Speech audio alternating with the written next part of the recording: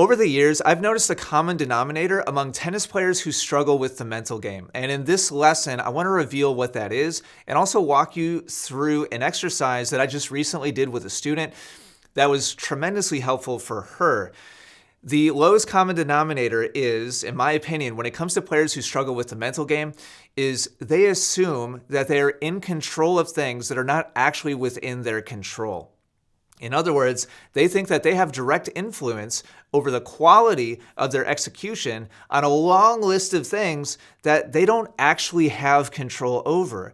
And so if you operate under the assumption that you do control those things, and then a whole long list of things goes poorly, then of course you're going to beat yourself up. And of course you're going to have high anxiety. And of course you're going to feel like you're a failure. And of course matches are going to be no fun.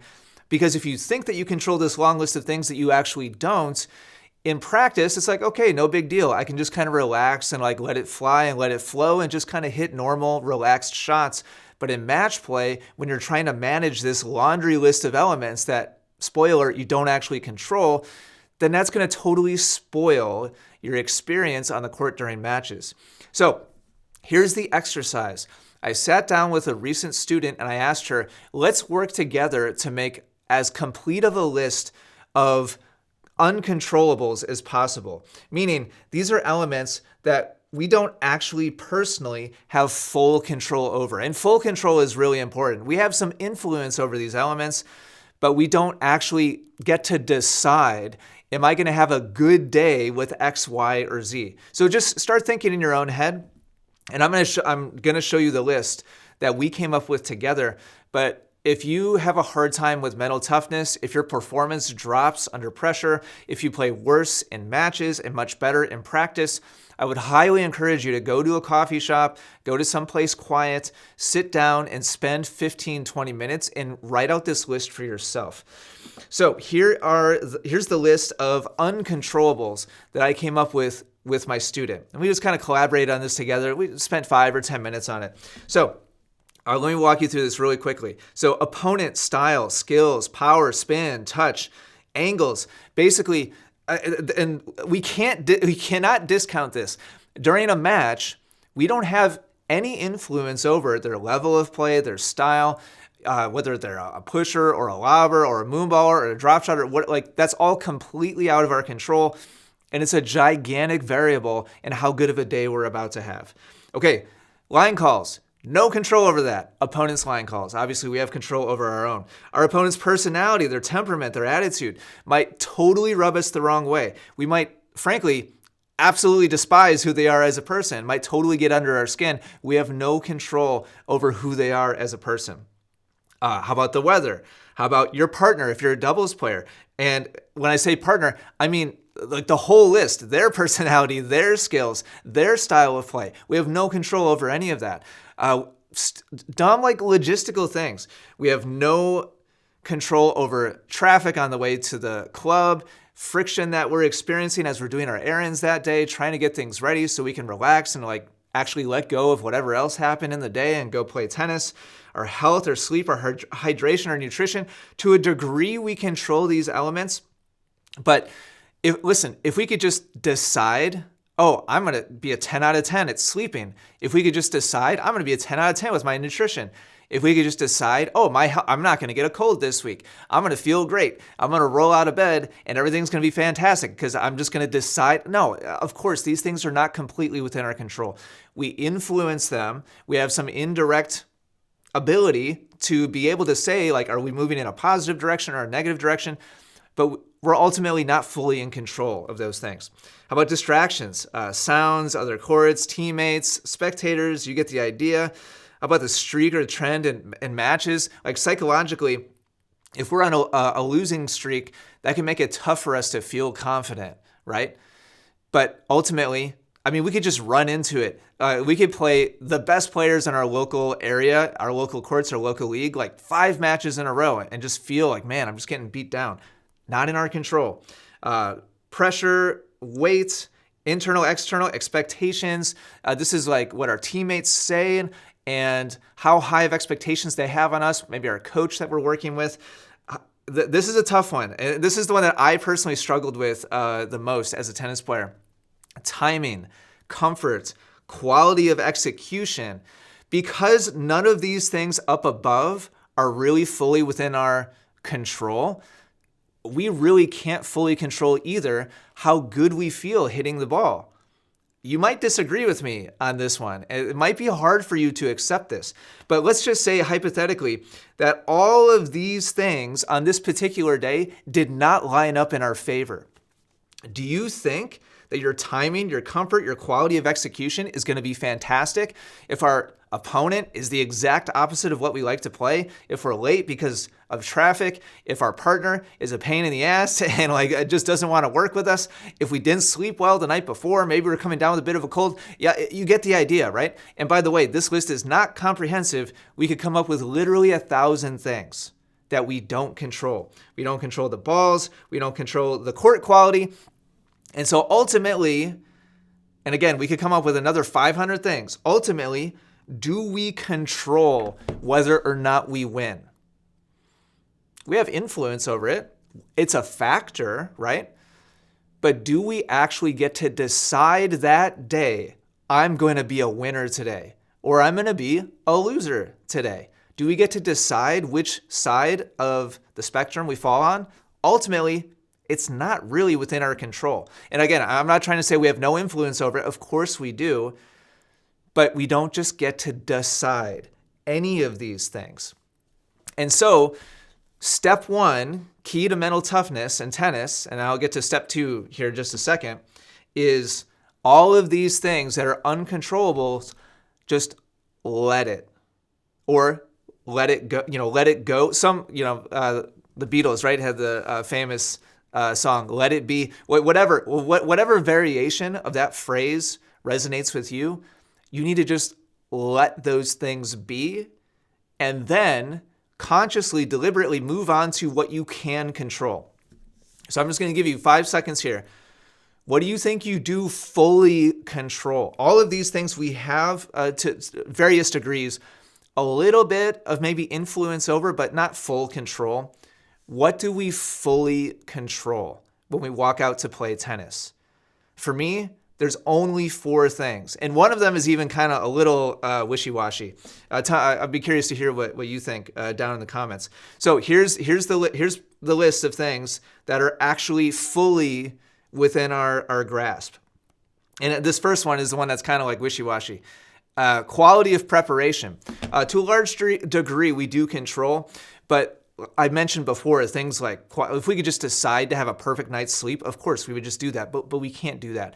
If we could just decide to perfectly follow, a reasonable diet and hydration and treat ourselves like a good athlete, we would just flip this, it'd just be like, yes, please, and have perfect nutrition, perfect hydration habits, perfect sleep habits. But, there's certain things like life gets in the way, right? And so this is kind of like a weak one, but there's a large degree of our preparation that we do have direct control over. But I'm not even sure that I like this on the list, to be honest with you. Okay, this is a big one. We control our attitude and our response to all those other things that are outside of our control. Important to note, we don't control our knee-jerk reaction. If our opponent is an a-hole, or they make bad line calls, or their style of play is, we hate it. It's okay. This is critical element here. I'm not going to spend a ton of time on this, but I could. It's okay to have a knee-jerk, initial negative internal response when something on the other side of the court or our own side of the court really, really bugs us. But then after the reaction, then we get to choose our response. Reaction is just what happens intuitively, instinctually in the moment. When you get hooked, obviously, on a line call, it's okay to have a negative reaction. But how you respond to that negative stimulus is within your control. And you need to take personal responsibility for your response. Reaction is instantaneous. Response is something that you can be mindful of and choose to have it be productive or unproductive, okay? That's a huge, huge controllable. Effort and intentionality, quality of your intensity, the quality of your hustle, your output, focus and concentration, which we'll talk about in just a second. This is directly within your control. And there's going to be some reactionary stuff here, just kind of like the attitude. But ultimately, you decide, am I going to put out full effort today, or am I going to hold back because I don't really feel like it? That's directly within your control. And then finally, what you choose as far as your targets, your patterns, where you aim the ball, you have full control over your intention. You do not have full control over where the ball ultimately goes because of all the uncontrollables we talked about a minute ago. This is another key distinction. You have full control over your intention for where you would like to hit the ball, but because of all the variables we don't control, we can't decide, I will hit every forehand cross court. Some are going to go in the net. Some are going to go down the line on accident. Some are going to go too high and too far. No matter how bad we want every shot to be perfect, that's not real life. But we can be intentional about our intention, aka what target, what pattern we would like to follow. So this is like phase one, and this could be like a multi-hour video here. I'm just going very quickly, trying to unpack this for you. This is phase one, is understanding and embracing the difference and being very clear about what do we really control and what do we not control. And then here's like the actual practical application. Here's the application on the court. It is a forever practice too, and like you're never going to be perfect at this, but here's the actual process of mental toughness on the tennis court. Step one, notice your attention when it slides over to focusing on things that are on the list of uncontrollables. When our focus, when our attention starts fixating on elements that we don't actually control, that takes us away from our ideal execution, takes us away from our ideal performance, takes us away from being in the zone. Being in the zone to me just simply means you're 100% focused on the controllables and you're not allowing yourself to give any energy or any attention to things that are outside of your control. And if you can repeat that for a long chunk of time, and by long I mean like 15, 20, 30 minutes, and stay just laser focused on the controllables, then you will over time get more and more just attuned specifically on what really matters, what you really should be devoting your mental energy to, your psychological energy. So number one, notice when you start drifting away into the uncontrollables. And then step two, refocus. And you're just because you understand this process doesn't mean you're going to be good at it. Again, this is a forever practice. This is essentially meditation. Meditation isn't the absence of thoughts. Meditation is not thinking or feeling anything.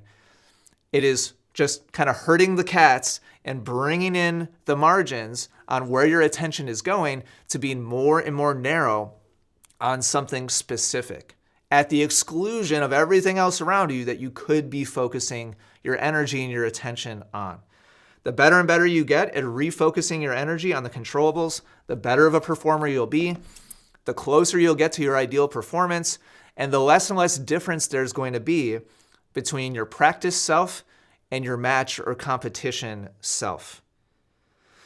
I'm going to stop here, but this is like the things that I just laid out are huge. The implications are gigantic. And I really, truly believe if you take to heart everything I just unpacked, and by the way, do this exercise for yourself. I'd really encourage you to sit down and make as big of a list as possible of your uncontrollables.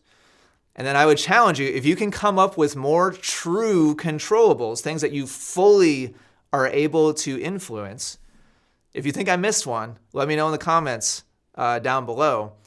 And if you go through that exercise, you start to embrace what you do control and what you don't, and then you practice your ability to notice when you're fixating on uncontrollables and refocus your energy on your controllables, your performance will get better and better, and your mental toughness will get better and better. I promise you. This is something that I've personally been going down this journey for decades, and I'm so happy I have been. I'm able to be so much more happy and present and win matches when I'm playing way below my potential, where in the past I would have totally self-sabotaged. It's removed so much pressure and so much anxiety out of my experience on the court. And so that's why I'm sharing it today. I hope this is super helpful for you. Thanks for watching. Let me know if you have any thoughts or comments down below. I'll talk to you again soon. Keep up the great work in your game.